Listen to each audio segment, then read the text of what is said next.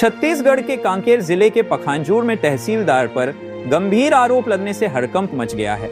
वकीलों ने तहसीलदार के खिलाफ मोर्चा खोलते हुए भ्रष्टाचार और अवैध गतिविधियों का बड़ा खुलासा किया।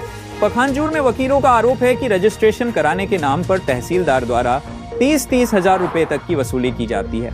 यही नहीं, उन्होंने यह भी आरोप लगाया कि बांग्लादेशी लोगों को यहां जन्म प्रमाण पत्र जारी किया जा रहा है। इस पूरे मामले पर पखांजूर एसडीएम टी देवांगन ने कहा कि आरोपों की जांच की जा रही है और जांच पूरी होने के बाद ही सच्चाई सामने लाई जाएगी। वकीलों का आरोप, वकीलों का कहना है कि राजस्व विभाग के कुछ अधिकारी सालों से एक ही जगह पदस्थ हैं। यहाँ तक कि जब उनका तबादला होता है तो भी वापस ट्रांसफर रुकवाकर वे फिर से इसी पद पर जम जाते हैं।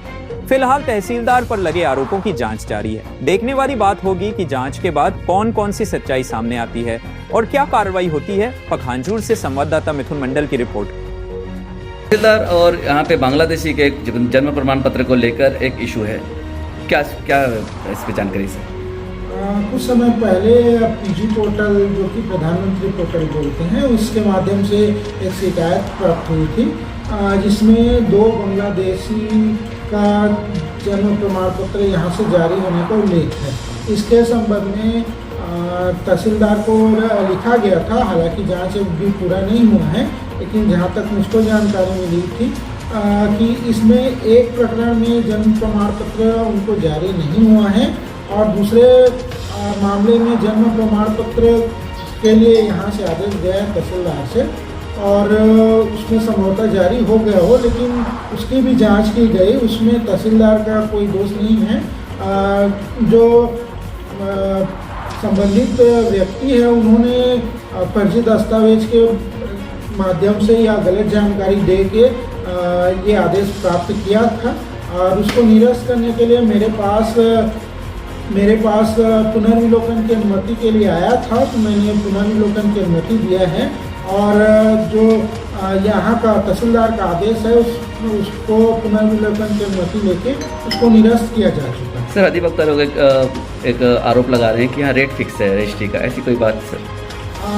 इसके संबंध में प्रारंभिक जांच के लिए आया है मेरे पास पीनो पोर्टल के माध्यम से।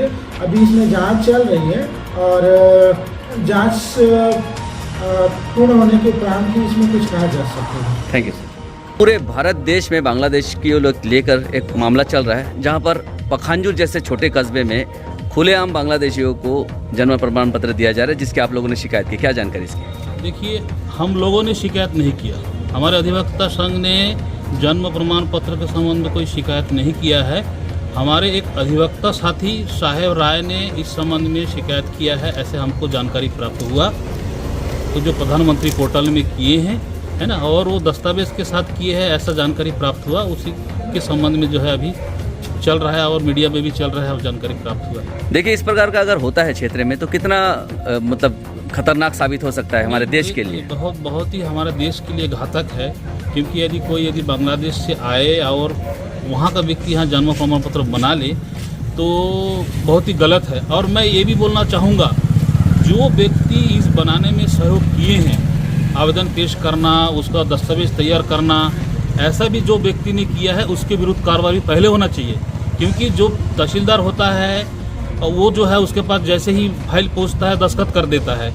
उसके पहले जो प्रक्रिया बाबू करता है, बाबू से पहले आवेदन जो पेश करता है, जिस व्यक्ति का बनाया गया है उससे पहले उसका प्रोसेस किसने किया, किसी आरजी निवेश ने किया, किसी दलाल ने किया, तो उसके ऊपर भी कार्रवाई होना चाहिए। क्या लगता है, आप एक अधिवक्ता हैं, कार्यप्रणाली पर एक सवाल नहीं है कि इतनी बड़ी एक जब जवाबदारी आप पद में हैं तो आप इस प्रकार के गलत नहीं कर सकते? नहीं, सवाल तो जरूर है, क्योंकि कोई भी काम यदि आपके पास आया, कोई प्रमाण पत्र के लिए आया, तो उसकी छानबीन कर, उसकी सत्यता की जांच कर, उसको प्रमाणिकता को जांच कर ही करना चाहिए। ये तो विधि है, पर यदि इसमें कोई चूक होता है तो उसके लिए तो संबंधित जिम्मेदार होगा ही। आप न्याय के मंदिर के एक अधिवक्ता हैं, किस प्रकार की कार्रवाई करेंगे अगर दोषी पाए जाते हैं तो? देखिए, अब ये तो जांच का विषय है और विभाग का विषय है, और दोषी पाया जाता तो किस प्रकार का कार्रवाई ये तो हम निर्धारित नहीं कर सकते हैं। संबंधित विभाग ही उनके नियमानुसार, उनके नियमानुसार जो सेवा संहिता है उसके अनुसार ही करेगा, हम उसका निर्धारण नहीं कर सकते।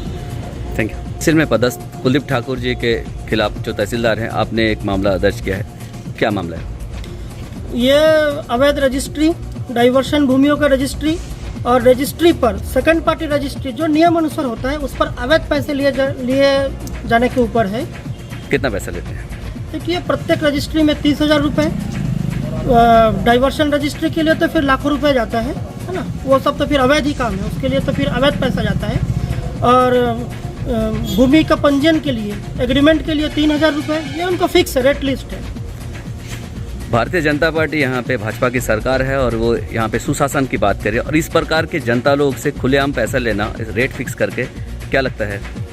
देखिए इस विषय पर मैंने ऑलरेडी शिकायत दर्ज कर दी। अब सरकार है, भाजपा की सरकार है, अब सरकार और उनके लोगों से हम कार्रवाई की अपेक्षा करते हैं।